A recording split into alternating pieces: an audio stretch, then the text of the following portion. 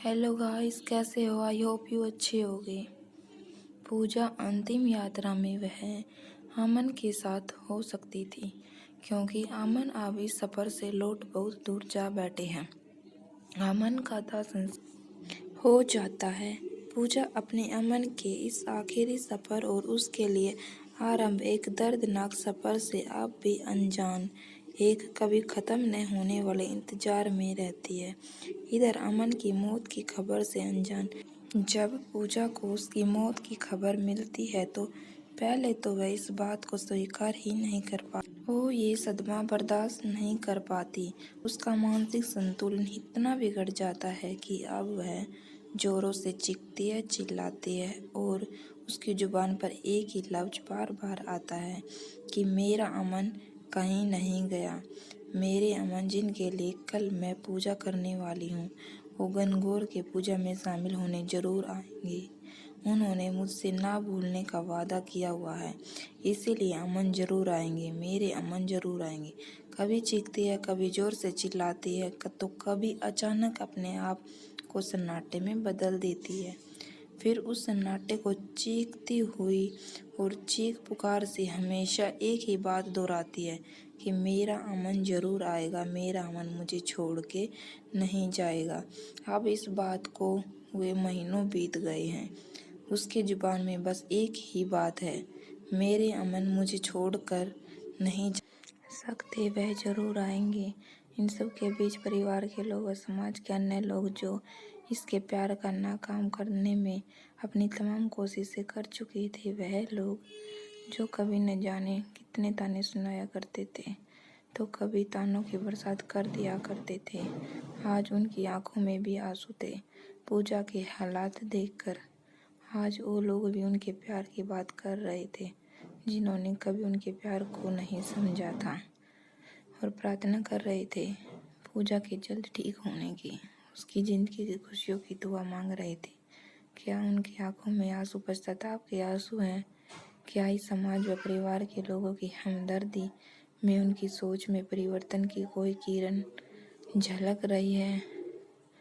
क्या जो लोग कभी इन्हें ताने दिया करते थे वो आज जो भगवान से प्रार्थना कर रहे हैं उनके ठीक होने की, क्या ये उनके हृदय की गहराइयों से की गई प्रार्थना थी? इस कहानी में आपको आगे लेकर चलते हैं। कहानी उस पड़ाव पर है हम पहुंच चुके जहां पर पूजा की जिंदगी की शुरुआत होने से पहले ही खत्म होती दिख रही थी। खैर, बहुत दिन गुजर गए थे। अब पूजा खामोशी के साथ रहने लगी थी। अपनी खामोशी में अपने घुटन को छुपाए बैठी रहती थी, किसी से कुछ नहीं कहती थी, अपने जज्बातों को अपने सिरहाने समेटे रहती थी।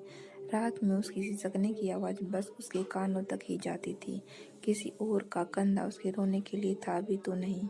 इसी बीच परिवार की ओर से दलील दी जाने लगी कि अब कौन करेगा इससे शादी, और यदि बेटे की शादी नहीं होगी तो समाज में लोगों के बीच क्या मुंह दिखाएंगे। यह सोचकर अमन के छोटे भाई से पूजा की फिर से सगाई करवा दी गई।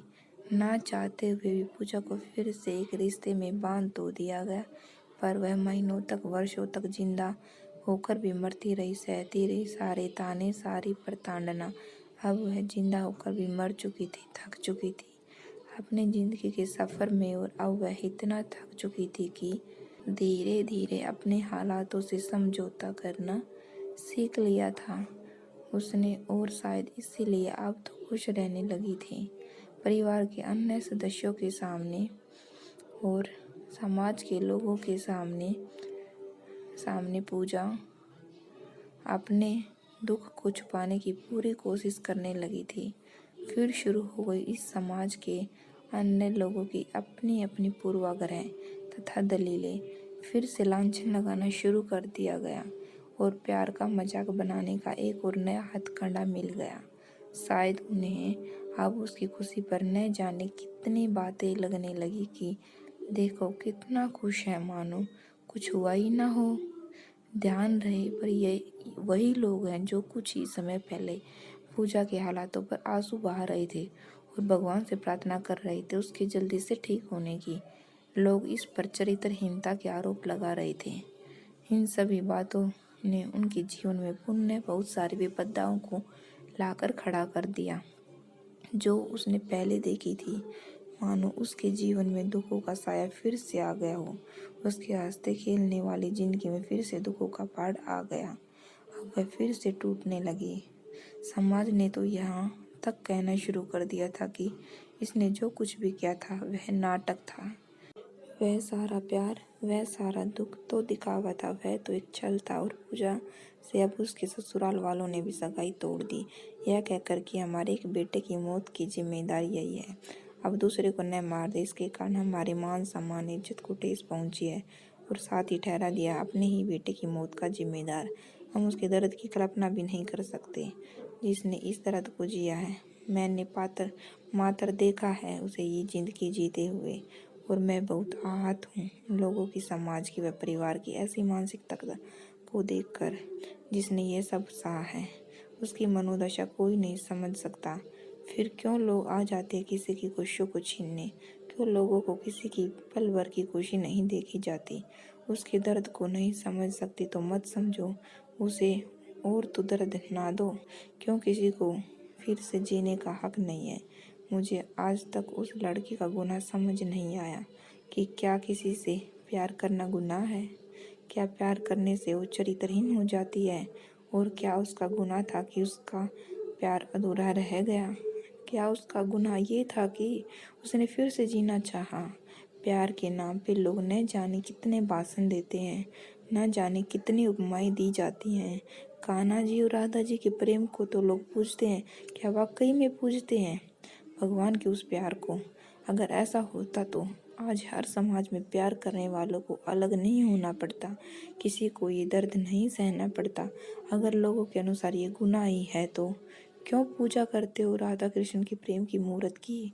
क्यों उन्हें भी सजा नहीं देते? प्रेम करने की, प्रेम करके अधूरा छोड़ देने की एक ही उम्मीद करूँगा, किसी को जीने नहीं दे सकते तो उसे मरने के लिए मजबूर तो न करो। किसी का दर्द नहीं समझ सकते तो और दर्द तो मत दो। उम्मीद करती हूँ कि आपको ये दर्द भरी कहानी और सच्ची प्रेम कथा पसंद आई होगी। अगर आपको यह कहानी पसंद आई तो प्लीज़ चैनल को सब्सक्राइब करना, लाइक, शेयर और सपोर्ट करना। धन्यवाद।